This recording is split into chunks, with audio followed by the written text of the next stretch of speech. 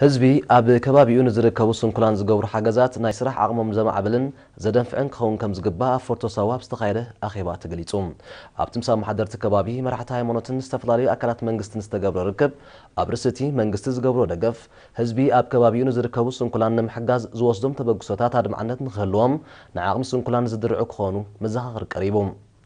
ተጸዋዒ ሚኒስትሪ ዕዮን ሰብኣዊ ድሕነትን ኣብ ንዑስ ዞባ ፎርቶ ሳዋ ኣቶ ደስታ ተስፋይ ኣብ ዘስምዖ ቃል ስንኩላን ሰሪሖም ነብሶም ዝኽእሉሉን ኣብ ሃገራዊ ልምዓታዊ መደባት ኣበርክቶ ዝገብሩሉን ባይታ ንምፍጣር መንግስቲ ጥራይ ዝግደፍ ዕማም ከም ዘይኮነ ብምምልካት ህዝቢ ዝገብሮ ምድግጋፍ ናይ ስራሕ ባይታ ዘጣጥሕን ነባሪ ፍታሕ ዘምጽእን ክኸውን ተላብዩ።